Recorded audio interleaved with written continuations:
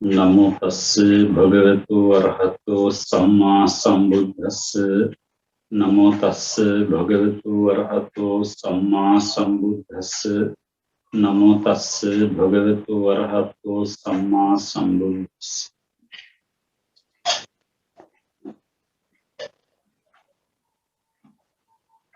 दई अदत्स प्रभाकारी अभिधर्म पाठम समग एकात्मी वन सत्पुरुषो बसिद्धिनाकम बुद्धादि रत्नत्रय आशीर्वादी सम्यक धर्म में प्रार्थनावन या कार्येन सिद्धिवाक्येन प्रार्थना पदवी इदा मम बट मतभेदයට තුඩු දුන්නු කාරණයක් පිළිබඳව විචාරයක් කළා. දැන් ඔබට තේරෙන්නට ඇති එතකොට මම එතන න්‍යායාත්මක කරුණු කිව්වා. අනිත් පැත්තෙන් ගත්තට පස්සේ මම ඔබට විස්තර කළා ඒකේ අර යුක්තියුක්ත භාවය. හේතු සාධක සහිතව. දැන් ඔකට නාවනි අරිදම් මනෝනායක ස්වාමීන් වහන්සේ අපයක් ඉදිරිපත් කරනවා.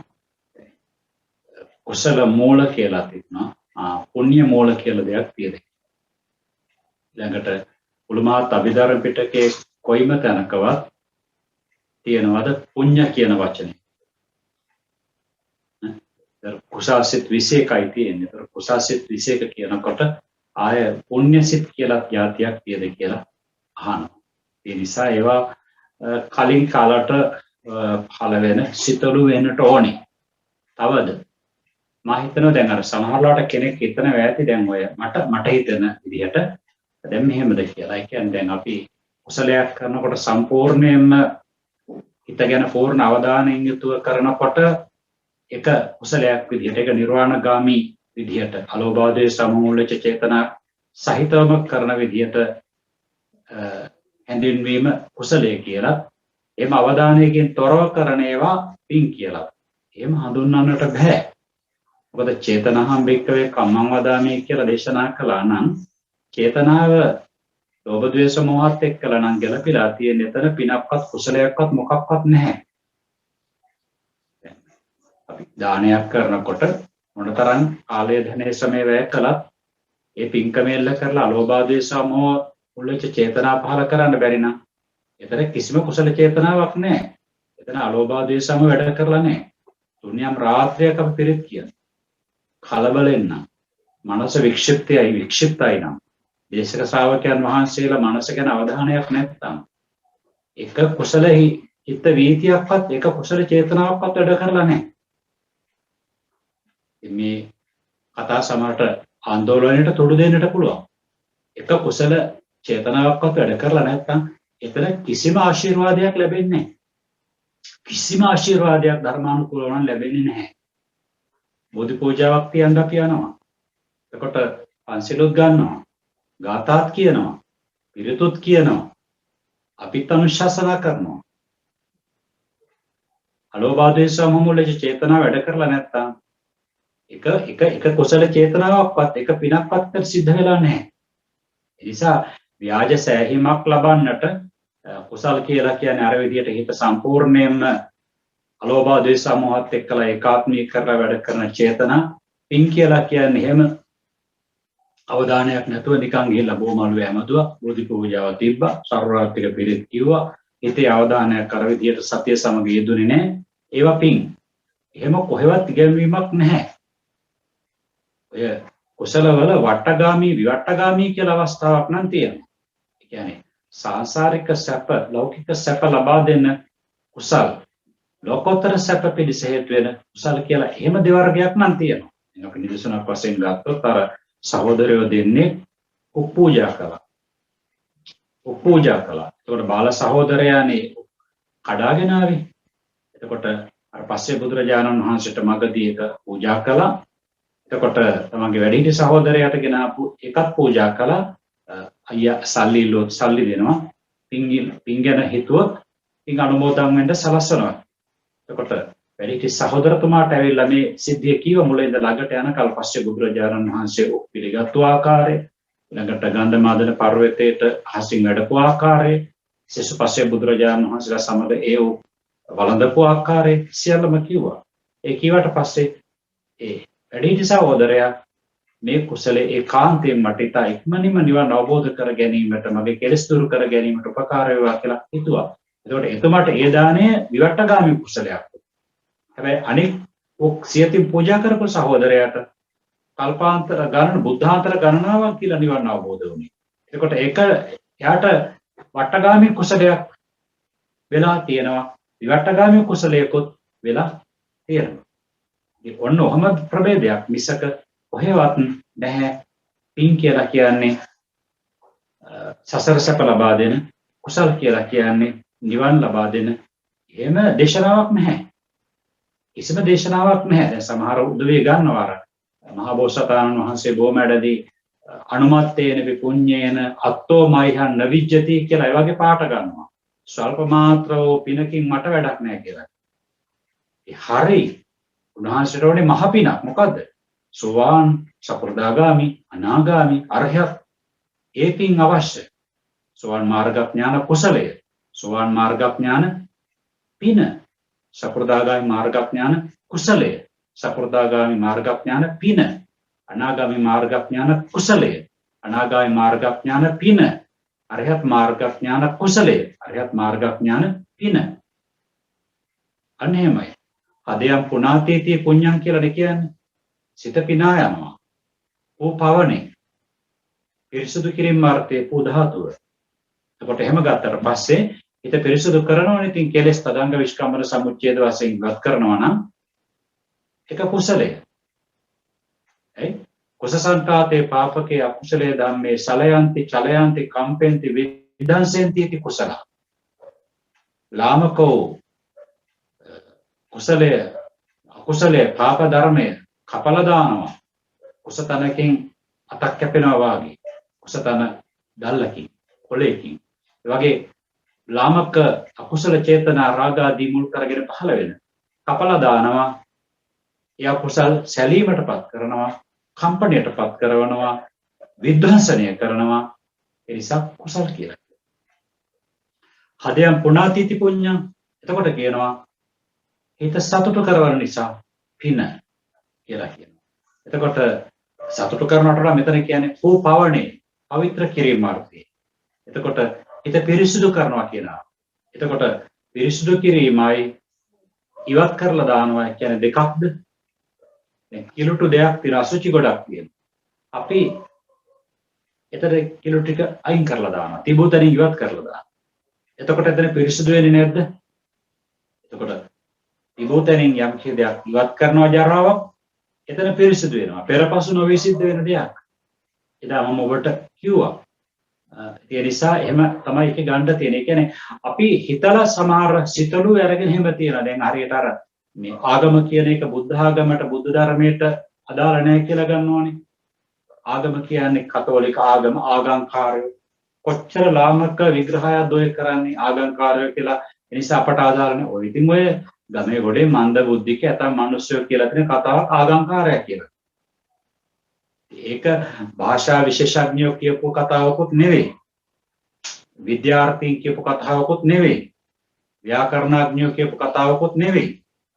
ඉතින් ඒකේ පැටලිලා තියෙන්නේ මේකයි. දැන් අර ආගම කියන එක පරිවර්තනය වෙනකොට පරිවර්තනය කරලා දැන් රිලිජන් කියලා. අනේ එතන වරද තියෙන්නේ. කියන්නේ ආගම කියන එක පාලි ක්‍රමයට එන්න ඕනේ නේ. බුදුරජාණන් වහන්සේගේ භාෂාව ධර්මදේශනා කරපු ආගම කියන එක ඒ විදිහට ආවට පස්සේ ආගමිස්සන්ති අත්තත්ත පරත්තාදයෝ ඒතේ නාති ආගම. මෙන්න මේ කාරණා කොටගෙන තමාගේ දියුණුවත් අනුන්ගේ දියුණුවත් නැත්තම් ආධ්‍යාත්මික දියුණුවත් භෞතික දියුණුවත් දෙකම සැලසෙන නිසා ආගම කියලා කියනවා. ඒකනේ ආගම කියලා කියන්නේ ඉතින් දර්ශනය කියන එකත් ගැලපෙනවා. ඇයි? මේ ඥානංච පනමේ දස්සනම් උදපාදි. ඥාන දර්ශනය උපන්න සෝවාන් ආදී මාර්ග ඥාන දර්ශනය උපන්න කියලා. එහෙම ගත්තට පස්සේ දර්ශනය කියන එකත් ගැලපෙනවා. ආගම කියන එකත් ගැලපෙනවා. එතකොට ආගම කියන එක අර ඉංග්‍රීසි වලට අපි එහෙම පිටින්ම ගන්නකොට මේක කොහෙන්ද ආවේ මොන භාෂාවෙන්ද ආවේ කියන එක කල්පනා කරන්නේ නැතුව ඒ ආගම කියන වචනේ පටන් ගත්තේ කොයි භාෂාවේද? පාලි භාෂාවේ. එහෙනම් පාලි භාෂාවෙන් එන අර්ථය ගන්නට ඕනේ ආගම කියන එක. දැන් දීඝාගම, මජ්ක්‍ධිමාගම, අංගුත්තරාගම, සංයුත්තාගම කියලා කියන්නේ. දැන් පෙරේ පොතපත් තියෙන්නේ ආගතාගම ධරෝ. ඒ කියන්නේ මෙන්න මේ කියන ත්‍රිපිටක ධර්මය මේ නිකායන් මනාව දරා තියෙනවා කියන අර්ථයෙන්, ප්‍රගුණ වෙලා තියෙනවා කියන අර්ථයෙන්, අවබෝධ වෙලා තියෙනවා කියන අර්ථයෙන් ආගම කියලා කියනවා. එතකොට ඒ නිසා එහෙම ගත්තට පස්සේ දැන් ආගම කියන එක රිලිජන් කියලා අර්ථ දුන්නට ඒක ගැලපෙන්නේ නැහැ. මොකද රිලිජෝ කියන්නේ ලතින් භාෂාවෙන් ආපු වචනයක්. රිලිජන් කියලා කියන්නේ බැඳීමක් සම්බන්ධ වචනයක්. තවත් දෙවි කෙනෙකු වගේ කෙනෙකු සමග. එතකොට බුද්ධ ධර්මයට ඒ ඉංග්‍රීසියෙන් දෙන ලතින් භාෂාව මුල් කරගෙන ආපු රිලිජන් කියන එක බුද්ධ ධර්මයට ගැලපෙන්නේ නැහැ. එහෙම කියලා පාලි ආගම කියන එක නොගැලපෙන්නේ නැහැ. ඉතින් ඒ නිසා ඒක පැහැදිලි. දැන් ඔය ඒකනේ අර කවුද මේ ඇල්බර්ට් අයින්ස්ටයින් කියලා තියෙන්නේ නෙමෙයි එකක්. ඒ කියන්නේ ඒගොල්ලෝ ඒ ආකාරයෙන් තමයි කියලා තියෙන්නේ. Religion without science is blind. කියන්නේ නවීන විද්‍යාවෙන් පරිේශන විද්‍යාවෙන් තොර වූ ආගම අඳුරුයි. ඒ කියලා තියෙන ඔය කියන අර බැඳීමක් සම්බන්ධ කරගත්තු නිර්මාණවාදී මුල් කරගත්තු අන්න ඒ අර්ථයෙන් එතන රිලිජන් කියලා අරන්ති. අන්න එහෙමයි. එතකොට science without religion is cripple. එතකොට නවීන විද්‍යාව ආගමෙන් අයින් වෙනකොට අසම්පූර්ණයි. එතන ආගම කියලා අරන් තියෙන්නේ බුද්ධ ධර්මය. අන්න එහෙමයි. ඒකේ අර්ථ ගන්න තියෙන්නේ. මොකද ඒ අය නවීන විද්‍යාවෙන් ඉස්සරහට යනකොට ඒ නිර්මාණවාදී ආගම් අසරණයි.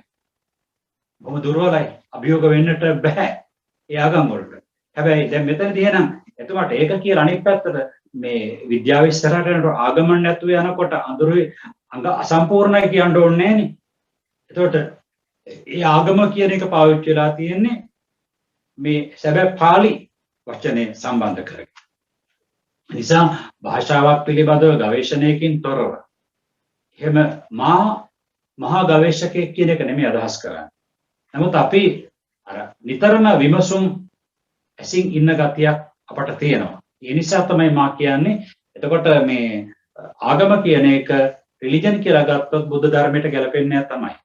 ආගම කියන එක තමාගේ අර්ථය, අනුන්ගේ අර්ථය, ආධ්‍යාත්මික අර්ථය, භෞතිකාර්ථය කියන දෙක සිද්ධ වෙනවා කියන අර්ථයෙන් ගත්තට පස්සේ බුද්ධ ධර්මයට එහෙම පිටින්ම ගැලපෙනවා. ඔන්න ඔකයි ඔකේ පසුබිම. අන්න ඒ වගේ දෙයක් තමයි පිනයි කුසලයයි කියන එක. පිනයි කුසලය කියලා තෝරන කොටත් ඔය දෙකක් විදිහට ගැනීමට හේතුව ඔන්න ඔය වගේ සිතලු දෙයක්.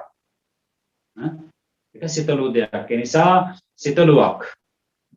ඒවා න්‍යායාත්මකව කරුණු ගෙනහැර දැක්වට පස්සේ දැන් අපි මේ කතාවනේ අත්තර මේක මේ ධර්ම විනය සම්බන්ධයෙන් මතභේද ඒවා අපි මොකද ධර්ම විනය සම්බන්ධ විශේෂයෙන් යනකොට උත්තර දෙකක් තියෙනවා. මොකද බුදුරජාණන් වහන්සේ පහළ ඩවුට් එකක් ඉතුරු වෙන්නේ නැහනේ. ඒ නිසා අපි ගොඩක් අධ්‍යයනය කරන්නට ඕනේ. එතකොට කොතනද වැරදිච්ච තැන, කොතනද හරියන තැන කියලා. එතකොට මම මේ කියාගෙන පිනයි කුසලයයි පිළිබඳව අපි බොහොම ධර්මමය සංවාදයක් ඇති කළා 2007 අවුරුද්දේ බුදුසරණ පත්තරේ. ඒ කියන්නේ මමයි අර ගරු කටයුතු බෝකොන්දර කුසල ධම්ම කියලා ස්වාමීන් වහන්සේ නමක්. එතකොට දැන් මම ලිපියක් ලියනවා පිනයි කුසලයයි එකක් කියලා. ඒතකොට උන්වහන්සේ ලිපියක් ලියනවා නෑ පිනයි කුසලයයි කියන දෙකක් කියලා. එතකොට මම ඊළඟට රෙෆරන්සස් ගන්නවා ත්‍රිපිටක ධර්මයේ. ස්වාමීන් වහන්සේ ගන්නවා සත්‍යෝදය වගේ රාහුල අමුතුරන්ගේ පොත්වලින්. එතකොට දැන් මේක අපි මාස ගණනාවක් මගේ ලිපියක් උන්වහන්සේගේ ඊළඟ සතියේ ඊළඟ සතියේ මගේ ලිපියක් ඊළඟ සතියේ ස්වාමීන් වහන්සේගේ ලිපියක්. දැන් මෙහෙම අපි ලොකු හොඳ සාකච්ඡාවක් කළා. බොහොම ගෞරවනීය සාකච්ඡාවක් කියලා කියන්නේ උන්වහන්සේ මා විස්තර කරපු එක පිළිගත්තද? උන්වහන්සේ විස්තර කරපු එක මා පිළිගත්තද? ඒක නෙමෙයි. අපේ කිසිම මේ ධර්ම විනය සම්බන්ධ කරගෙන ගැටුමක් ඇති වුණේ නැහැ. හිතන හොඳකමක්. ඒ කියන්නේ ස්වාමීන් වහන්සේ වරින් වර මේ මට තාමත් කතා කරනවා. අන්න ඒක තමයි වෙන්නේ. මොකද ශාසනය සම්බන්ධයෙන් මතභේද ඇති කරගෙන අපි මේ මොන බලන්න බැරි මට්ටමට වැටෙනවා නම් මොකක්ද ඇති වැඩේ? ඉතින් ඔන්න ඕක තමයි දැන් ඔබට මා කිව්වේ පිනයි කුසලයි එතකොට දෙකක්ද කියන එක තේරුම් ගැනීම සඳහා ඔය කියවෙච්ච න්‍යායාත්මක කරුණු සහ ප්‍රායෝගික කරුණු ඒ කාරණා යුක්තියුක්ත වශයෙන් සම්බන්ධ කිරීම මේ හැම දෙයක්ම තුලින් මම හිතන්නේ ඔබට යම් අදහසක් ගන්න හැකි වෙන්නට ඇති. තවත් ඔබට ප්‍රශ්න තියෙනවා නම් ඔබට අහන්න පුළුවන්. මේ අවස්ථාවේ වුණත් අහන්න පුළුවන්. එහෙම නැත්නම් අපි ඊළඟ පාඩමට ප්‍රවේශ වෙන්නයි ලෑස්ති වෙන්නේ. මොකද මේ පාඩම අවසන් කළා. මේ දස පුණ්‍ය ක්‍රියා කියන පාඩම අපි අවසන් කළා. ඒකේ අපි වැඩි විචාරයක් කරා. මොකද මේ කාර්ය කන්ට්‍රෝවර්සල් ලෙසන් එකක් නේ. ඒක නිසා අපි ওই විදිහට විස්තර කළා. එහෙනම් ප්‍රසන්න මහත්මයා අපි අලුත් පාඩමට එනවා. අපි මෙතන දැන් කාමාවචර කුසලයේ ගත්තට පස්සේ එක කාමාවචර රූපාවචර කියලා කාමාවචර කුසලයේ ගත්තට පස්සේ දාන සීල භාවනා කියලා තුන් ආකාරයකට යනවා. ඉතින් රූපාවචර ගත්තට පස්සේ කෙලිම භාවනා කුසල් පමණයි. එතකොට කාමාවචර දාන සීල භාවනා කියනකොට භාවනා කියලා කියන්නේ අර්පණා ප්‍රාප්ත තත්වයට මෙහා. ඒ කියන්නේ උපචාර සමාධිය පව විදිහට උපචාර සමාධිය පව ගෝත්‍රවෝ චිත්තක්ෂණය පව කාමාවචර. ඒ කාරණේ එහෙමනම් මතක තියා ගන්න මං හිතන්නේ දස පුණ්‍ය ක්‍රියා ත්‍රිවිධ පුණ්‍ය ක්‍රියාවලට ඉදු කිරීමත් දශ කුසල ධර්මය ත්‍රිවිධ පුණ්‍ය ක්‍රියාවලට ආදේශ කිරීමත් යුක්තියුක්ත භාවයේ පිළිබඳව ඔබට තේරුම් යන්නට ඇති. තවද ප්‍රශ්න තිබුණොත් ඉදිරිපත් කරන්න පසුවට පිළිතුරු දීමට සාපේක්ෂ වෙනවා. ඊළඟට ඔන්න බලන්න චතුර්විධ කර්මයන්ගේ විපාක ස්ථාන කියලා කියනවා. අකුසල කර්ම, කාමාවචර කර්ම, රූපාවචර කර්ම, අරූපාවචර කර්ම. ඒ ටිකනේ චතුර්විධ කර්ම කියලා කියන්නේ. කාමාවචර එක, කුසල කර්ම, අකුසල කර්ම කියලා දෙපැත්තකට යනවා. විපාක දෙන ස්ථාන වශයෙන් කර්ම චතුර්විධ වූ සැටි 8 වෙනි සහ 9 වෙනි පාඩම් වලින් දක්වන ලදී කියලා විස්තරයක් කරනවා. ඒ විපාකම මෙහි දක්වන්නේ කියලා කියනවා. ඔන්න බලන්න මේවා අපි කරපු පාඩම්. හැබැයි ඒවා පිළිබඳව තව දිගුවක් විචාරයක් තමයි මේ කරන්නේ. විශේෂ විග්‍රහය. 12 අකුසල් අතුරින් උපේක්ඛාසගත උද්දච්චය හැර අවශේෂ 11 සතරාපයේ ප්‍රතිසන්දි විපාක දෙන්නේ කියලා කියනවා. දැන් ඊයේ පෙරේදත් ධර්මයේ ගැන ගොඩාක් හිතන තරුණ දුවෙකුත් මව් කෙනෙකුත් ඇවිල්ලා හැව්වා මේ උද්දච්ච සම්පයුක්ත සිතෙන් ඇයි ප්‍රතිසන්දි විපාකයක් ලබා දෙන්නේ අනිත් අකුසල් සිත් 11ත් උද්දච්චය තියෙනවනේ කියලා. ඒ උද්දච්ච සම්පයුක්ත සිත කියලා ගත්තට පස්සේ මේක අපි පොතේකුත් කතා කරලා තියෙනවා. මේක අතිශයින්ම දුර්වලයි. අතිශයින්ම සැලෙනසු. විපන්දන ස්වභාවය අතිශයින්ම වැඩි. ඒ නිසා ඒක තව තැනක ප්‍රතිසන්දියක් ලබා දීමට තරම් ශක්තියමයි. දැන් අපි අපේ මනස හිතලා බලන්නකෝ. දැන් අපේ මනස හොඳටම වික්ෂිප්ත වෙලා තියෙනකොට සමත භාවනාවක් නෙවෙයි, දර්ශනා භාවනාවක් නෙවෙයි, ධ්‍යාන මට්ටමක් නෙවෙයි, ධර්ම මානසිකාරය නේද? සාමාන්‍ය ධර්ම මානසිකාරය ඒ නෙමෙයි. එකකට හිතලා බලන්නකෝ. දැන් තමාගේ කටයුතු කරනකොට සමහරලාට වොෂ්රූම් එකට ගියා, ලයිට් එක ඔෆ් කරලා එන්න අමතක වෙනවා. සමහරලාට කොස්ස ගත්තා, අතු ගෑවා, පියර තැන අමතක වෙලා. ඒක බීවා, කෝපේ හොදන්න අමතක වෙනවා. ඔය ගොඩක් ප්‍රශ්න ගැටලු පැනනගිලා තියෙනකොට බලන්න. එතකොට ඒකෙන්ම දැනගත්තනේ කොච්චර ඒ වගේ පොඩි දෙයකටවත් එතකොට මානසික ස්ථාවරත්වයක් නැහැ. ඉතින් ඒ වගේ දුර්වල චේතනාවකින් කොහොමද විපාකයක් දෙන්නේ? පැහැදිලිනේ. මොන ක්‍රියාකාරකමකටවත් ස්ථාවරව පිළිටන්නට බෑ. එතකොට කොහොමද ඒකෙන් ප්‍රතිසන්දියක් විපාක? ප්‍රතිසන්දියක් කියලා කියන්නේ භවයෙන් භවයක් ගැලපීමක්නේ. එතකොට ඒක කොච්චර මේ ලොකු බරපතල කටයුත්තක්ද? ඒ වගේ බරපතල කටයුත්තකට අත තියන්න ශක්තිය දෙන්න මේ සිත උපරිමයෙන් විසිරලා නිසා බෑ. ඒක එතන ගන්නෙ. මේ ප්‍රතිසන්දි විපාකය නම් අකුසල විපාක උපේක්ඛා සාගත සම්පීර්ණේ බව දත යුතුයි කියලා. එතකොට 11ක් වූ අකුසල් සිත් වලින් ඉන්නේ. 11ක් වෙච්ච මේ අකුසල් සිත් වලින් 11ක් වෙච්ච මේ අකුසල් සිත් වලින් අර විදියට විපාක ලබා දෙනවා. එතන ඇතම් කෙනෙකුට ඔක ලොකු ප්‍රශ්නයක් වෙලා තියෙනවා. මොකක්ද හේතුව මේ දැන් අර විපාක කුසලයේ කුසලයේ විපාකේ අකුසලයේ අකුසලයේ විපාකේ. ඒතර කොහොමද මාරු වෙන්නේ කියලා. දැන් අකුසල් සිත් වලින් නෙවෙයි කාටවත් ප්‍රතිසන්දි ලබා දෙන්නේ. කුසල් සිත් වලින් නෙවෙයි කාටවත් ප්‍රතිසන්දි ලබා දෙන්නේ. කුසල විපාක අකුසල විපාක. එතකොට කුසල විපාක අකුසල විපාක අපට ලැබෙන්නේ කුසලයේ කළ බැවින් අකුසලයේ කළ බැවින් අකුසලස්ස කම්මස්ස කතත්තා උපචිතත්තා නේද? කුසලස්ස කම්මස්ස කතත්තා උපචිතත්තා. කුසල කර්මයේ රැස් කරන ලද බැවින් අකුසල කර්මයේ රැස් කරන ලද බැවින් එතකොට කුසල කර්මයේ තියෙන බැවින් නෙමෙයි අකුසල කර්මයේ තියෙන බැවින් නෙමෙයි කුසල කර්මයේ අකුසල කර්මයේ කළා. එතනින් ඒක පාදෘති භංග තත්ත්වයටපත් වුණා. හරි. එතකොට ඒ නිසා කුසල කර්මයේ කළ බැවින් අකුසල කර්මයේ කළ බැවින් විපාක ලැබෙන විපාක. එතකොට අපි කසෝමනස්සාගත ඉති සම්පයුක්ත ආදී අකුසල කර්මයේ කරන ලද බැවින් උපේක්ඛාසගත සම්තිරණ සිත පහළ වෙනවා. ප්‍රතිසන්දියක් වශයෙන් කරන ලද බැවින් අපි හිතන විදිය සම්බන්ධයක් නෙවෙයි එතන තියෙන්නේ. කරන ලද බැවින්. හරි. කරපු කුසලයේ විද්‍යමානව ඒ වෙලාවේ ඇති නැති භාවය විපාකයේ ගෙන දීමට හේතුවක් නෙවෙයි. කුසල කර්මයේ ඇති භාවය හේතු වෙනවා නම් එහෙනම් ඉතින් ඒ වෙලාවෙම විපාක දෙන්න ඕන. කුසල කර්මයේ නැති නිසා විපාක දෙනවා කියලා ගත්තොත් එහෙනම් ඉතින් කුසල කර්මය කරන් ඉස්සෙල්ලා විපාක දෙනවා කියලා ගන්න. තේරෙන්නේ? ඒ නිසා කුසල කර්මයේ ඇති නැති භාවය නෙමෙයි අකුසල කර්මයේ ඇති නැති භාවය නෙමෙයි ඒ වෙලාවේ. කුසල කර්මයේ කරන ලද බැවි. තේරුණාද? කුසල කර්මයේ විද්‍යමාන කුසල කර්මයේ විද්‍යමානව තියෙනකොටම නම් විපාකේ ලැබෙනවා කියලා ගන්නෙ. එහෙනම් කුසල කර්මයේ කරනකොටම අනිත් පැත්තට විපාක දෙන්නට ඕනේ. කුසල කර්මයේ විද්‍යමානව නැති බැවින් කියලා ගන්නවා නම් එහෙනම් කුසල කර්මයේ කරන් ඉස්සරහ විපාක දෙන්නට ඕනේ.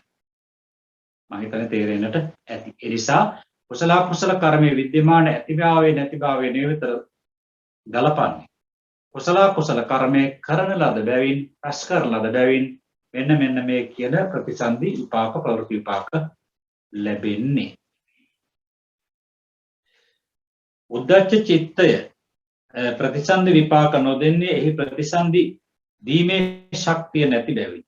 ඒ උද්දච්ච චිත්තය සමග 12ක් කුසල්ම කාම ලෝකයේ රූප ලෝකයේ යන සියලු තැන් කාම ලෝක රූප ලෝක යන සියලු තැන් සුදුසු පරිදි ප්‍රවෘත්ති විපාක නම් ගෙන දෙනවා.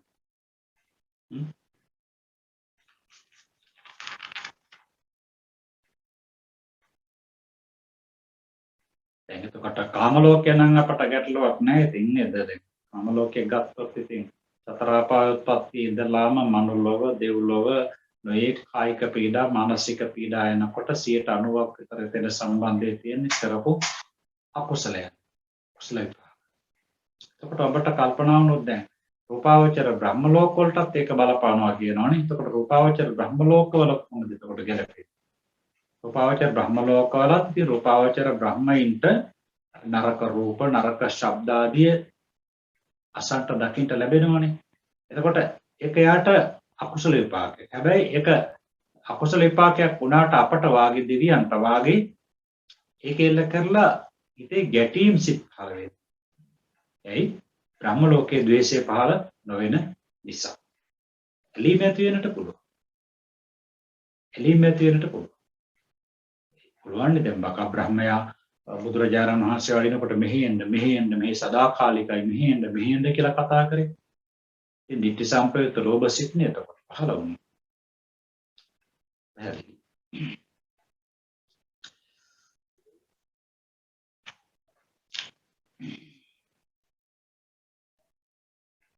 මේ ප්‍රවෘත්ති විපාක නම් අකුසල විපාක සිත් 7 බව දතේ. අන්න බලන්න. එතකොට අපි කොතෙකුත් කතා කළා අකුසල් සිත් 12ටම විපාක තියෙන්නේ 7යි. උපේක්ඛාසගත චක්කු විඥානයේ ඉඳලා උපේක්ඛාසගත සම්තිරණේ දක්වා. උපේක්ඛාසගත චක්කු විඥානේ, එසේම සෝත විඥානේ, එසේම කාය විඥානේ, එසේම ජීවා විඥානේ, දුක්ඛසගත කාය විඥානේ, උපේක්ඛාසගත සම්පටිච්ඡනේ, උපේක්ඛාසගත සම්තිරණ. ඒකට හොඳට මතකේ තියෙනට ඕන. එතකොට දැන් බලන්න එහෙමනම් දැන් මේ වගේ දුර්වල හිත් 7ක් කොච්චර දුක් ඇති කරනවදනේ දුර්වලයි කියලා කියවට. يعني අවීචි මහා නරකාදී විදිහට දුක් ලබන කෙනාටත් මේ 7ෙන්ම තමයි ලැබෙන්නේ. දුක්ඛසගත කාය විඥාන ආදී තමයි ලෝධිය හැලිය වල දාලා ඇසෙනකොට අර වෑ වලින් රසිනකොට ලෝක ගුණිරේ දමනකොට නේද? ඒ හැම තැනකදී වෙන වැඩ කරන්නේ දුක්ඛසගත කාය විඥාන විපාක වශයෙන්. ඒක මුල් කරගෙන ඕන තරම් ද්වේෂසිත පහළ වෙන්න පුළුවන්. ද්වේෂසිත පහළ වෙන්න පුළුවන්. ඒවා ඉතින් විපාක නෙවෙයි, ඒවා කර්මනේ.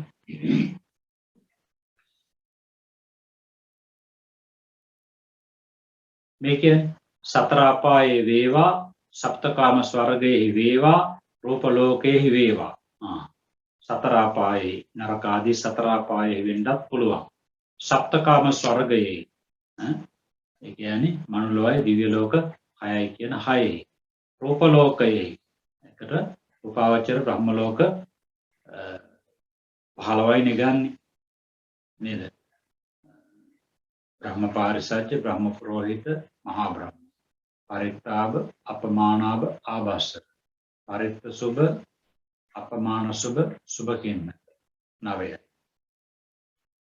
ඊළඟට අවිහ, අතර්ප, සුදාස, සුදාසි, අකනිට, වේහප්පලි. ඒ ටික තමයි ගන්න. පොත අසඤ්ඤ සත්‍ය අයින් වෙනවනේ. ඒකට සැප දුක් දැනීමක් නැහැනේ. ඒකෙන් බ්‍රහ්ම ලෝක 15 තමයි ගන්නෙ.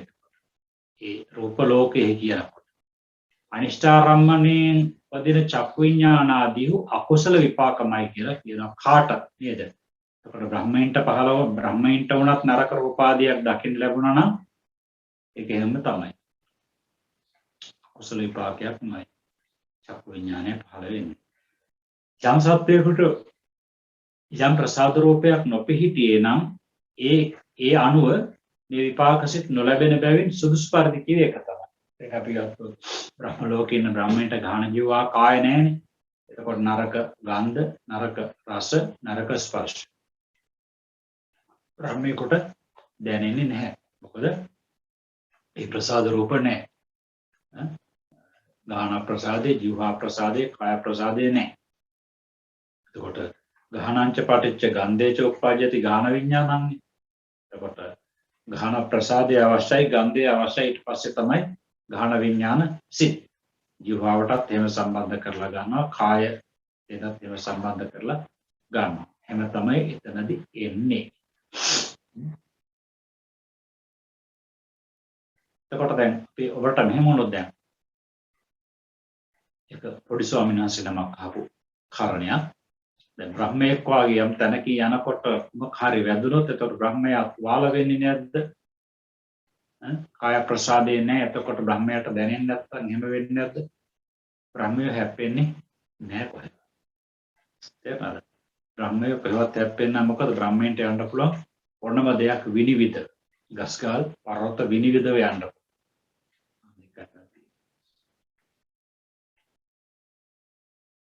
නිසා එකයි සුදුසු පරිදි කියලා ගත්තේ. මේ කියන අකුසල විපාක සුදුසු පරිදි ලැබෙනවා කියලා කිව්වේ ඒක. කාමාවචර කුසලයට සප්තකාම ස්වර්ගයෙහි නවවිධ ප්‍රතිසන්දිත. ඒ සප්තකාම ස්වර්ගයෙහිම මහා විපාක 8ද. එහිම ප්‍රවෘත්ති විපාකනේ. ඒ ටිකම ප්‍රවෘත්ති විපාක වශයෙන් මහා විපාක 8ද. කාම ලෝක, රූප ලෝක සියලු තැනීම අහේතුක විපාක 8ද. සුදුසු පරිදි ඇති වෙනවා කියලා කියනවා, උපදවනවා කියලා කියනවා. මතක බලා ගන්න අවධානයෙන්. කාමාවචර කුසලට කාමාවචර කුසලට කියනට එකපාරම ඔබට මතක් වෙලා එන්නට ඕනේ. සෝමනස්සගත ඥාන සම්ප්‍රයුක්ත සංස්කාරික චිත්තය, ඒ වගේම සසංකාරික චිත්තය, සෝමනස්සාගත ඥාන විප්‍රයුක්ත අසංකාරික චිත්තේ සසංකාරික චිත්තය උපේක්ඛාසාගත ඥාන සංප්‍රයුක්ත අසංකාරික චිත්තේ ඊළඟට ඒකම සසංකාරික චිත්තේ උපේක්ඛාසාගත ඥාන විප්‍රයුක්ත අසංස්කාරික චිත්තේ ඒ වගේම සසංස්කාරික චිත්තේ කුසල සිතට ඒ විදිහට මතක් වෙලා යන්නට ඕනේ. ඒ ටික කියනවා සප්තකාම ස්වර්ගයේ මණ්ඩලවයි දිව්‍ය ලෝක 6යි. නවවිධ ප්‍රතිසන්දිද. නවවිධ ප්‍රතිසන්දි කියලා කියන්නේ උපේක්ඛාසාගත කුසල විපාක හේතුක සංතීර. ඊළඟට සෝමනස්සාගත ඥාන සංප්‍රයුක්ත සංස්කාරික ආදී විපාක 8. එන්නේ කියන නවවිධ ප්‍රතිසන්දිද. එහිම ප්‍රවෘත්ති වශයෙන් මහා විපාක 8ද. ප්‍රවෘත්ති වශයෙන් මහා විපාක 8ද එතකොට නේද? එතකොට නවවිධ විපාක ප්‍රතිසන්දි වශයෙන්. එහිම ප්‍රවෘත්ති විපාක වශයෙන් මහා විපාක 8ද. කාම ලෝක. එතකොට දැන් කියනවා ඒ කියන දැන් නවවිධ විපාක ප්‍රතිසන්දි කියනකොට පැහැදිලි එතකොට නේ. ඒකත් අර මණ්ඩලව නම් දෙව්ලොව නම් අර ආකාරයට මණ්ඩලව ගත්තොත් උත්පත්ති නදගුළු බීරි ආදී තත්වයන්නේ. මන්ද බුද්ධිකාදී නපුසපණ්ඩකාදී තත්වයන්නේ. එතකොට මේ ප්‍රතිසන්දි එහිම ඒ කියන්නේ සප්තකාම ස්වර්ගයේම ප්‍රවෘත්ති වශයෙන් මහා විපාක 8ද. මහා විපාක 8 ප්‍රවෘත්ති විපාක වශයෙන් තියෙනවා එතකොට නේද? කාම ලෝක රූප ලෝක යන තැනි අහේතුක විපාක 8ද. එතකොට කියනවා කාම ලෝක රූප ලෝක කියන පොදුවේ ඒ තැන් වල අහේතුක විපාක 8ද. කියන්නේ ඒක පැහැදිලි සෝමයි. උපේක්ඛාසගත චක්කු විඥාන ආදී ටික සුදුසු පරිදි ලැබෙනවා උපදිනවා. ඒකත් සුදුසු පරිදි කියලා තමයි ගත්තේ. කියන්නේ අර විදියට රූපාවචර බ්‍රහ්ම ලෝක 15 ගත්තොත් එහෙම විඥානයේ සහිත ලෝක 15 ගත්තොත් එහෙම එතනදී ගාහන ජීවා කාය නැතිකොට ගාහන විඥාන ජීවා විඥාන කාය විඥාන කියන සිත් පහළ වෙන්නේ නැහැ. අනේක තමයි සුදුසු පරිදි කියලා කිව්වේ. කාමාවචර කුසලාට විපාක 16 16යි කියන්නේ 16. ඒ 9ක් ප්‍රතිසන්දි වශයෙන්ද 16ම ප්‍රවෘත්ති විපාක වශයෙන්ද ලැබේ. 16 කියනකොට මතක තියාගන්න 16 කියන එක. ප්‍රවෘත්ති විපාක 16න් 8ක් සහේතුකයි 8ක් අහේතුකයි. ඒකට එකපාරට මතක් වෙලා එනට ඕනේ මොනවද සහේතුක මොනවද අහේතුක. කාමසෝබන විපාක 8 සහේතුකයි. අහේතුක සිද්ධ 8 තියෙන කුසල හේතුක විපාක 8 අහේතුකයි. මේ යට විස්තර කරන ලද උඩ තරම් විස්තර කළා. සහේතුක 8 මෙහි මහා විපාක වශයෙන් දැක්ුණේ ඒක කියලා කියන මහා විපාක කියලා කියන්නේ කාමසෝබන නේද? මහා කුසල කියලා කියනවානේ. කාමසෝබන. ඒවට ආවේනික ඒ නම් හොඳට මතක තියනට ඕන කාමසෝබන, මහා කුසල්, මහා ක්‍රියා, මහා විපාක මතක තියනට ඕනේ. ඒ සුවිසි කාමාවචර සිත් වලට තමයි මේ මහා කුසල් සිත් 8, මහා විපාක සිත් 8, මහා ක්‍රියා සිත් 8 කියලා නම් යෙදෙන්නේ. ප්‍රතිසන්දි විපාක වශයෙන් ලැබෙන 9ද ප්‍රවෘත්ති විපාක වශයෙන් ලැබෙන අහේතුක 8ද සහේතුක කාම සප්තකාම ස්වර්ගයේ මිස අපායේ හෝ බ්‍රහ්ම ලෝකයේ නොලැබෙන බවද ප්‍රවෘත්ති වශයෙන් ලැබෙන අහේතුක විපාක 8 සප්තකාම ස්වර්ගයේ මෙන්ම සතර අපායේ හිසා රූපාවචරයේ ලැබෙන බවද මෙයින් කියපු ආකාරය දැනගන්න කියලා කියනවා. තවතාවක් අපි යමු මෙතෙන්ද ප්‍රතිසන්දි විපාක වශයෙන් ලැබෙන 9ද.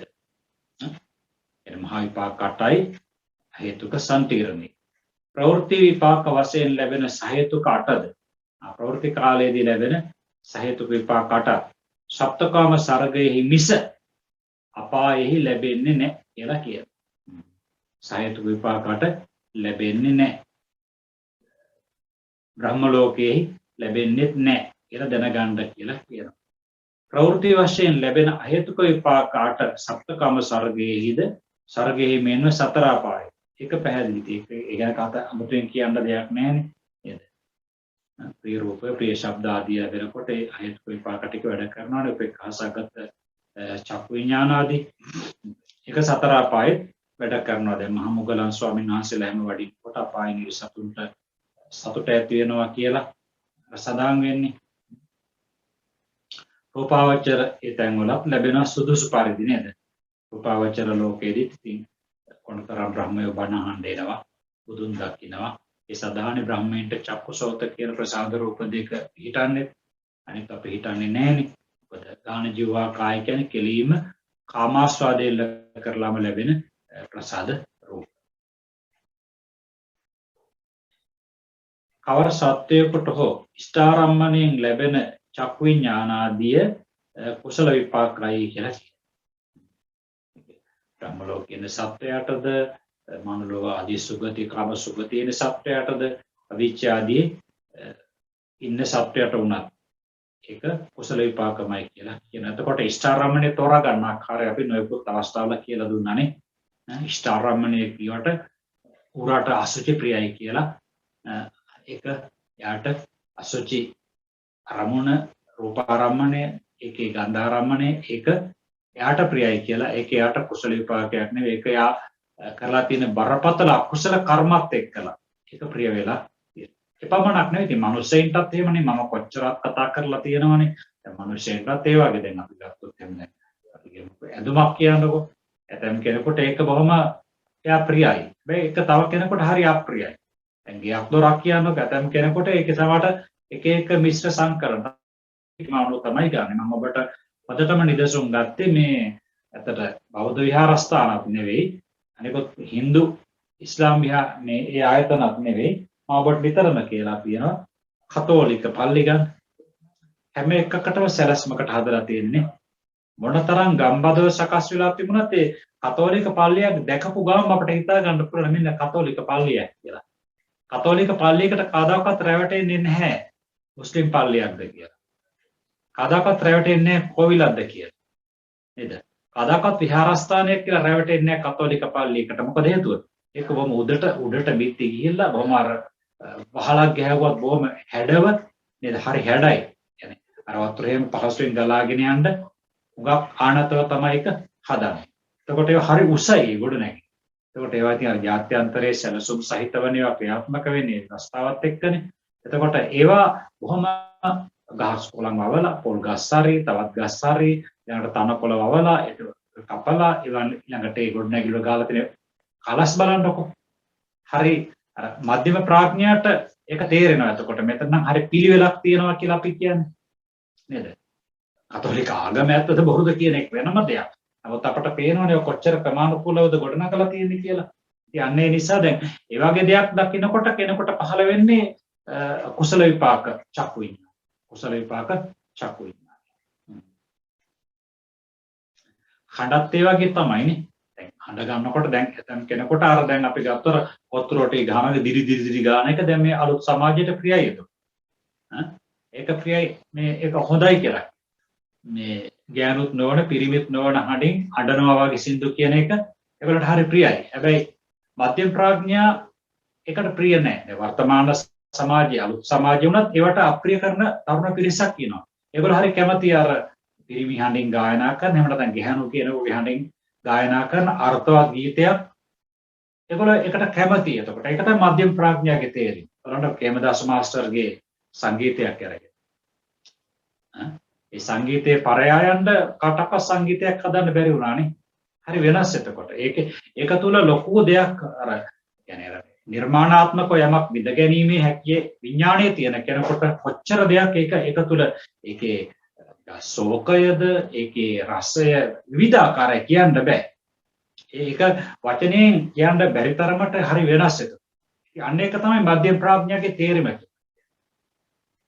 මම මේක සාකච්ඡාවකදී මම බලන් හිටියා එතුමා එක සංගීතයක් නිර්මාණය කරලා ඒක කෙලීම මේ අර දළදා මාලිගාවේ කරන වාදනයක්. දළදා මාලිගාවේ ඇතුලේ කරන වාදන ඒ මෙලඩිස් කාමනේ පිටට දෙන්නේ නැහැ. ඒවා දෙන්න. ඊපස්සේ දළදා මාලිගාවෙන් කතා කරලා හැවවලු ඒ කේමදාස මාස්ටර්ගේ ඒ අදනමින් අහලා තියෙනවා මේ කොහොමද ලැබුණේ කියලා. එතකොට ලැබිච්ච තැනක් නැහැ එතකොට. කවුද? ඒ කියන්නේ විශ්වයට විවෘත වෙච්ච කලාත්මක හිතක් තිබිච්ච අපේ සංගීත ක්ෂේත්‍රයේ පහළ වෙච්ච ශ්‍රේෂ්ඨම උතුමා තමයි කේමදාස මාස්ටර්. අන්න ඒකයි. එතකොට එහෙම ගත්තට පස්සේ මට මෙතනදී කියන්න අවශ්‍ය මොකද අන්න ඒකයි අර බුද්ධියට ආමන්ත්‍රණය කරන සැබෑ වින්දනයක්. හිතලා විචාරය කරලා ලබන්න පුළුවන් ශබ්ද. අන්න ඒවා තමයි මෙතන කියන්නේ මේ කුසල විපාකයක් වශයෙන් තමයි අටේ ශබ්ද අහන්න ලැබෙන්නේ. එහෙමයි තෝරාගන්නේ. එහෙම නැත්නම් එක්කෙනාට කැමති වුණා කියලා අර මේ පිරිමි හඬකුත් නැති, ගැහැණු හඬකුත් නැති විලාප කියනවා වාගේ ගීතවල හඬ හෝ වේවා ඒ වගේ විඳ ගන්න දෙයක් ඇත්තෙත් නැහැනේ. ඒවා නිකන් අර මන්ද බුද්ධික කෙලෙස් බහුල කෙනා හොඳයි කියලා ගත්තට ඒක එයාට කුසල විපාකයකින් ලැබෙන එකක් නෙවෙයි. ඉතින් මේ විදිහට ගාහන ජීවවා කාය වලට ගන්න අරමුණු පිළිබඳව අපි ඔය ඉස්සරලත් ඔය පිළිබඳව විග්‍රහ කරලා තියෙනවා. ඉතින් මේ කියන්නේ කවර සත්වයකට හෝ ඉෂ්ඨාරම්මණයෙන් ලැබෙන චක්කු විඥාන ආදී කුසල විපාකමයි කියලා කියනවා. ඒ ඉෂ්ඨාරම්මණය තෝරන ආකාරයෙන් ඔය කියේ ඉෂ්ඨාරම්මණය අපට එතන විදිහට තෝරන්න බෑ. ඒක විශ්ව නීතියට අනුගතව තෝරලා ගන්නට ඕනේ. එතකොටයි නිවැරදි උත්තරේ හම්බෙන්නේ. නිරේවාසීන්ට මහමුගලන් ස්ථවිරාදීන් දැකීම් වශයෙන්ද නාගසුපර්ණාදීන්ට මහා සම්පත් ලැබීම් වශයෙන්ද කස්ස තුනකාදීන්ට ප්‍රිය භෝජනාදී ලැබීම් වශයෙන්ද උපදින චක්කු විඥානාදී කුසල විපාකයි කියලා කියනවා. එතකොට අපි ගත්තොත් දැන් නිරේවාසීන්ට මහමුගලන් ආදී උතුමන් වහන්සේලා දකිනකොට මනුලොවේ ඉන්න කෙනෙකුට නොලැබෙන. මොකද ඒ වගේ බරපතල දුගතිය තියෙනවානේ. දුගතියට ගියාට පස්සේ ගොඩාක් දේ තමා කරපු ඒවා එයාට අර යාතිස්මරණ ඥානෙ පිහිටනවානේ. දැන් අර දීඝාජාගරතෝ රත්ත්‍ින් යනාදී වශයෙන් අර කොසල් රජතුමා නිදි වර්ජිතව ඇවිල්ලා බුදුරජාණන් වහන්සේට කාන්තාවකට තමන්ට අයිති නැති කාන්තාවක් පිළිබඳව ඒ පැවැත්තිය ලබා ගැනීමට මහා ජනසංහාරයක් කරන්න ගිය වෙලාවකදී මනුෂ්‍ය ඝාතනයක් කරන්න ගිය වෙලාවකදී අන්තිමට ඇවිල්ලා කියනකොට බුදුරජාණන් වහන්සේ වදාළේ අර විදිහට නේද?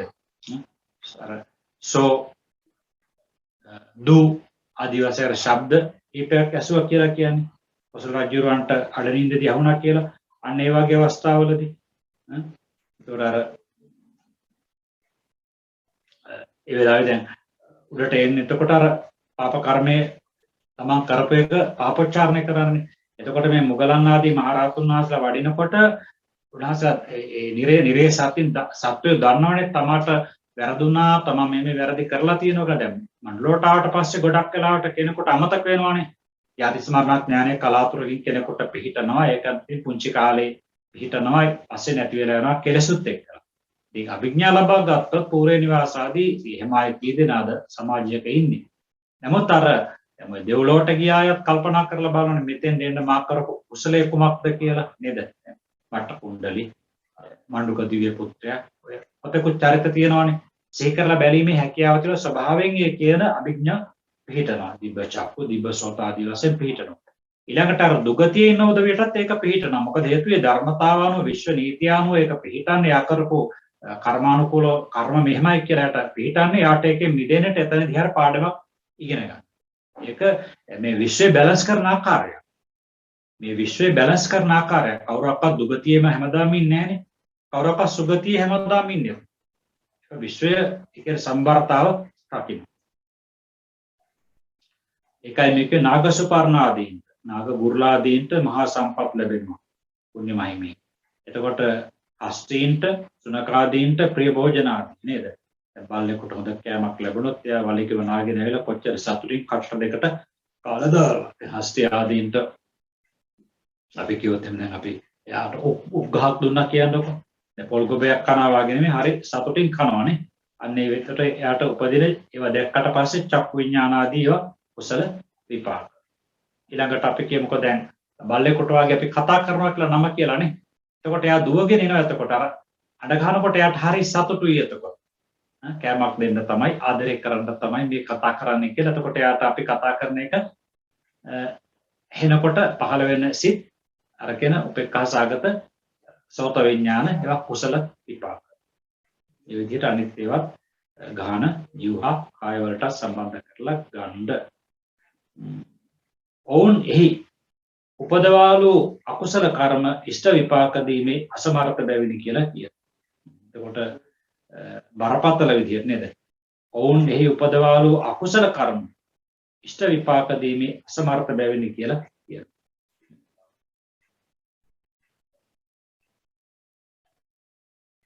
ඉෂ්ට විපාක දෙනවා නම් බොහොම කලාතුරකින් තමයි දෙන්නේ.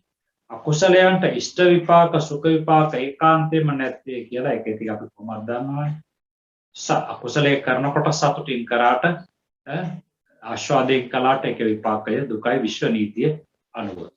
සප්තකාම ස්වර්ගයේ මනුෂ්‍යයන්ට හා දෙවියන්ට ස්ථාරම්මණයෙන් ලැබෙන චක්කු විඥානාදීන්ගේ කුසල විපාකත්වය ගැන කතා කරන්න දෙයක්ම නැහැ කියලා. රූපී බ්‍රහ්මයන්ට ඉෂ්ට රූප ශබ්ද ලැබේ. ඒ කියන්නේ රූපාවචර බ්‍රහ්ම ලෝකයේ උදවියට නේද බුදුන් දැකීම බණ ඇසීම ආදී වශයෙන් ඒ සිත් පහළ වෙනවා. කුසල විපාක හේතුක කුසල විපාක පහළ වෙනවා. ඒ උපදින චක්කු විඥාන සෝත විඥාන සම්පටිච්ඡර සම්තීරණ කාමාවචර කුසල විපාකය කියලා කියන්නේ විපාකයි. බ්‍රහ්ම ලෝකේ හිටියට ඒ සිත් පහළ වෙනවා එතකොට නේද? රූපාවචර රූපාවචර විපාකම මිස චක්කු විඥාන ආදී අන්‍ය භූමික විපාකයන්ගේ සම්භවයක් නැත කියලා. එතකොට යා බ්‍රහ්ම ලෝකේ හිටියා කියලා චක්කු විඥානේ රූපාවචර එහෙම වෙන එකක් ඇත්තේ නෑ. ඒ හිටියත් කාමාවචර සිත් පහළ වෙනවා. මොකද හේතුව අපි යේ බුයේන රූපාවචරේ චරන්තීති රූපාවචර කියලා කියන්නේ බොහෝ සෙයින් කියලා නැගත්තේ. එතකොට බොහෝ සෙයින් රූපාවචර හැසිරෙන සිත් වලට තමයි රූපාවචර ගත්තේ. නැත්තම් කාමාවචර සිදුත් ඔය කියන ආකාරයට එතෙන් වල පහළ වෙනවා.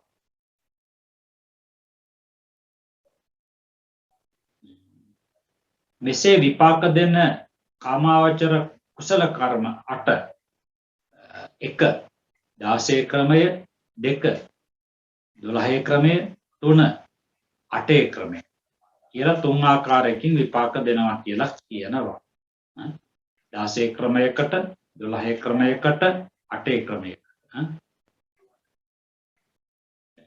අපිට 16ක කියලා තියෙනවා. ෂෝඩසක කිව්වත් 16ක 16 කෑල්ලක් වශයෙන් විපාක දෙන ක්‍රමය. ද්වාදශ නෙවෙයි ද්වාදශක 12 කෑල්ලක් වශයෙන් එකකයක් වශයෙන් විපාක දෙන ක්‍රමය. අෂ්ටක 8 කෑල්ලක් වශයෙන් විපාක දෙන ක්‍රමය කියලා හැම තියෙනවා. හේතුක උත්කෘෂ්ඨ කුසල හේතුක ප්‍රතිසන්දිදී ප්‍රවෘත්ති වශයෙන් 16 විපාකම ලබා දෙනවා කියලා කියනවා. බලන්න හේතුක උත්කෘෂ්ඨ කුසල. ඒතකොට හේතුක උත්කෘෂ්ඨ කුසල කියලා කියන්නේ සෝමනස්සාගත ඥාන සංප්‍රයුක්ත සංස්කාරික චිත්තය, සෝමනස්සාගත ඥාන සංප්‍රයුක්ත සසංස්කාරික චිත්තය, උපේක්ඛාසාගත ඥාන සංප්‍රයුක්ත සංස්කාරික චිත්තය, උපේක්ඛාසාගත ඥාන සංප්‍රයුක්ත සසංස්කාරික චිත්තය. එතකොට හේතුක උත්කෘෂ්ඨ වෙන්නේ ඒ කුසලයේ දාන සීල භාවනා වශයෙන් කරනකොට పూర్ව මුංචන අපර අවස්ථා තුනේම කුසල චේතනා වැඩ කළා නම් හේතුකවම මැද චිත්ත වේති සමුදාය හේතුක උත්කෘෂ්ඨ බවට පත් වෙනවා. එතකොට ඒවා කියනවා හේතුක ප්‍රතිසන්දිදී ප්‍රවෘත්ති වශයෙන් 16 විපාකම යට ලබා දෙනවා කියලා කියනවා. 16ක් විපාක ලබා දෙනවා. හේතුක කුසල නම් ඥාන සංප්‍රයුක්ත 4ය. කර්මඵල දැන නැත්නම් අදහාගෙන කිරීමයි ඥාන සංප්‍රයුක්ත වීම කියලා කියන්නේ. ඒ වැලිත් උත්කෘෂ්ඨ ඕමකයයි දෙආකාරයි. උත්කෘෂ්ඨ කියන්නේ තා උසස් ඕමක කියන්නේ පහත්. යම් ඥාන සංප්‍රයුක්තයේ කියන්නේ ඥාන සංප්‍රයුක්ත කුසල චිත්ත වීති පරම්පරාවක්. එයට මුලින් සහ අගින් ඥාන සංප්‍රයුක්තයන් ගෙන්ම දෙපැත්ත සම්පූර්ණ වෙලා තිබුණා නම් අපි මේ පිළිබඳව අපට බෝඩ් එකේ ඇඳලා පෙන්වුවානේ. බෝඩ් එකේ ඇඳලා පෙන්වුවා. එතකොට ඒ චිත්ත වීති එකක් දෙකක් තුනක් කියලා ගන්නට බෑ. එහෙම සංඛ්‍යාත්මකව මේ නාම ධර්ම විස්තර කරනකොට ගන්නට බෑ. අපි මෙහෙම ඕනනම් හිතලා බලන්න දලා දහසක් ගන්න. මුලින් චිත්ත වීති 10ක් වැඩ කරනවා ඥාන සංප්‍රයුක්තයි. අගින් චිත්ත වීති 10ක් වැඩ කරනවා ඥාන සංප්‍රයුක්තයි. මැදත් හිතා ගන්නකොට චිත්ත වීති 7 ඒවා 10ක් වැඩ කරනවා කියලා. එහෙමනම් මැද 10 ඔබ හිතා ගන්න ත්‍රි හේතුක උත්කෘෂ්ඨයි කියලා. අනේ විදිහට ගත්තම තේරුම් ගැනීම පහසු පුළුවන්. නැත්නම් සංඛ්‍යාත්මකව එහෙම කියන්න පුළුවන් කමක් නැහැ.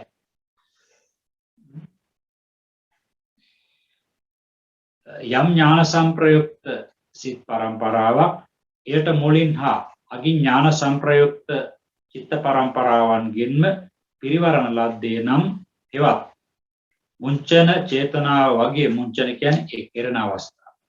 पूर्व කියලා කියන්නේ මුලින් අපර කියන්නේ පසු ඒ චේතනාද ඥාන සංප්‍රයුක්ත වූවා නම් උත්කෘෂ්ඨ වෙනවා අර මැද චිත්ත වීති ටික.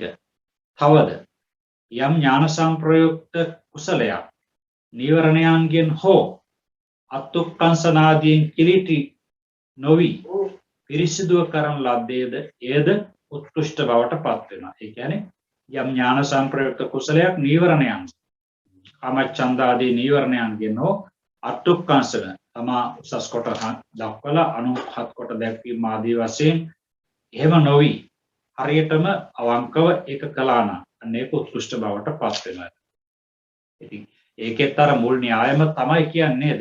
දැන් අත්ුක්කංශන පරවම්බන ගත්තා නම් එතකොට අර විදිහට මුලින් වැඩ කරපු චිත්ත වීති ප්‍රමාණයක් දුර්වලයි.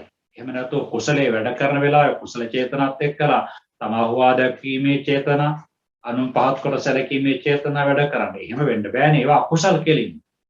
මෙතනත් කියන්නේ අර పూర్ව අපරවස්ථා අත්ුක්කංශන පරවම්බන ආදී වශයෙන් තමා හුවා දැක්වීම අනුන්ට පිරිහෙලා පහස කොට කතා කිරීම මුල් කරගෙන වැඩ කළේ. එතකොට මැද කුසල චිත්ත වීති වැඩ කළා දෙපැත්තේ තියෙන අකුසල නිසා මැද එක දුර්වල බවට පත් වෙනවා. ඒක තේරුම් ගන්න. බලන්න ඒ වගේ තැන් තේරුම් ගන්නට කොච්චර වැදගත් වෙනවද අභිධර්මඥානෙනේ. ඊළඟට පංච නීවරණ ධර්ම කියනවානේ. පංච නීවරණ ධර්ම ලෝභය, ද්වේෂය, කුසීතකම, හිතේ විසිරීම, විචිකිච්ඡාව. දැන් මේ ටික ගත්තට මේ කෙලින්ම අකුසල් නේද කොට නේද? වෙන මොකවත් නෙවෙයිනේ. තවද කියලා මේකේ ගත්තට ඇත්තට අර විග්‍රහයම තමයි එතකොට. මුලින් නගින් දෙපැත්තෙම ඥාන සංප්‍රයුක්ත කුසල්ම වැඩ කරා නම් මැද උත්කෘෂ්ඨ වෙනවා කියලා කියනවා. ඥාන සංප්‍රයුක්ත උත්කෘෂ්ඨ. ඉතින් දැන් මෙතන මේ කාමච්ඡන්දාදී නීවරණයන්ගෙන් දෙපැත්ත වැඩ කරා නම් කියන එක තමයි මෙතන අදහස් කරන්නේ. මොකද කාමච්ඡන්දාදී නීවරණත් වැඩ කරලා ඒ හිතේ මේ කුසලුත් වැඩ කරන්නේ නැහැ. එහෙම කොහෙද වැඩ කරන්නේ? ඊළඟට අත්ුක්කංශන පරවම්බන ආදියත් වැඩ කර කුසලුත් වැඩ කරන්නේ නැහැ. කියන්නේ ඒවත් අර දෙපැත්තේ වැඩ කිරීම සම්බන්ධ කරලා තමයි මේ ගන්න. එතකොට අර මැද චිත්ත වීති සීමිත ප්‍රමාණය ඕමක බවට පත් වෙනවා. හේතුක ප්‍රතිසන්දිනම් ඥාන සංප්‍රයුක්ත විපාක හතරයි කියලා කියනවා. හේතුක ප්‍රතිසන්දිනම් ඥාන සංප්‍රයුක්ත විපාක හතරයි. ප්‍රතිසන්දි කියන්නේ විපාක දීමක් මෙතකොට නේද? එතකොට අර සෝමනස්සාගත දෙකයි උපේක්ඛාසාගත දෙකයි මහා කුසල සිත්වල තියෙනවා. මේකෙත් කියනවා එක කර්මය එක ප්‍රතිසන්දියක් දෙන බව දත යුතුයි කියලා. එක කර්මයකට ප්‍රතිසන්දි දෙකක් හෝ කීපයක් ලබා දෙන්නට බෑ. අන්න බලන්න. අපි ගත්තොත් 7 වෙනි ජවනය ගත්තොත් කර්මයක් කියන්නේ එක තමයි. හොඳේ චිත්ත වීතියකම තියෙන ඔක්කොම ටික නෙමෙයි ගන්නෙ නේ. කොහොමත් පළවෙනි ජවනයේ ප්‍රතිසන්දියක් ලබා දෙන්න බෑනේ. ditta ධම්ම වේද්‍ය වශයෙන් දෙනවා. ඒක අවශ්‍ය කර්ම බවට. 7 වෙනි එක ඊළඟ ජීවිතේ දෙනවනේ. එහෙනම් ප්‍රතිසන්දියක් එක ලබා දීමට ප්‍රමාණවත්. මැද පහ ඒකේ අපරාපරිය වේදනීය කර්මනේ. ඒවා සසර වසන තුරු ඕනම ජීවිතයකදී ලබා දෙන්නට පුළුවන් ප්‍රතිසන්දි වශයෙන් පළවෙනි මතු භවයේම නොව ඊළඟට අතරතුර භවවලදී ලබා දෙන්නට පුළුවන්කම තියෙනවා රහත් වීම දක්වා. ඒ කර්මයකට දෙකක් හෝ කීපයක් ලබා දෙන්න බෑ කියන ප්‍රතිසන්දි. හරි. ඒක නිසානේ දැන් අපි ගත්තොත් එහෙම ඒකේ අහෝසි වෙලා යනවා ශක්තිය එකයි. දැන් දේවදත්ත ස්වාමීන් වහන්සේට 7 වෙනි ජවණයෙන් ඔය අපාය ප්‍රතිසන්දි ගත්තේ. එතකොට අහෝසි කර්ම බවටත් පත් වුණා එතන නේද? දැන් ප්‍රජාන් වහන්සේගේකට ලේකල් කරලනවා, සංඝ බේදය කරනවා, පියාමරණට අජාසත් රජුවන්ට උපක්‍රම පාප කර්ම වල යෙදුවා. ඔච්චරතර 7 වෙනි ජවණේ වැඩ කරලා තියෙනවද? හැබැයි 7 වෙනි ජවණය එක 7 වෙනි ජවණයකින් තමයි අපාය ප්‍රතිසන්දි දුන්නේ. එතකොට අනිත් චිත්ත වීති වල 7 වෙනි ජවන ඔක්කොම අහෝසි වෙලා ගියා. ඒ වගේ ඉතුරු වෙන්නේ ප්‍රවෘත්ති විපාක දීමේ ශක්තිය පමණයි. තවත් අපායක ප්‍රතිසන්දි දීමට ඒක ප්‍රමාණවත් වෙන්නේ නැහැ.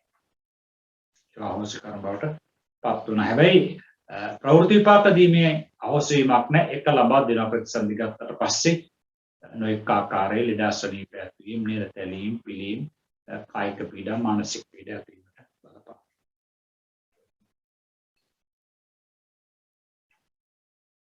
මේ කියන්නේ එක තමයි. එක කර්මයකට ප්‍රතිසන්දි දෙකක් හෝ කීපයක් නොලැබේ. එක කර්මයකට ප්‍රවෘත්ති විපාක නම් 100,000 ಜಾති ලැබෙන්නට පුළුවන් කියලා. ඒක පුප්පංචනි චජිත්වාන සහස්‍ර කප්ප කෝටි දේවේසුච්ච මනුස්සේසු සේසේන පරිනිබ්බුතෝනේ. එක මලක් පූජා කරලා පරිත්‍යාග කරලා කියන එකනේ චජිත්වාන කියලා කියන්නේ. එක මලක් පූජා කොට සහස්‍ර කප්ප කෝටි කල්ප කෝටියක් කෝටි ලක්ෂයක් කෝටි දහසක්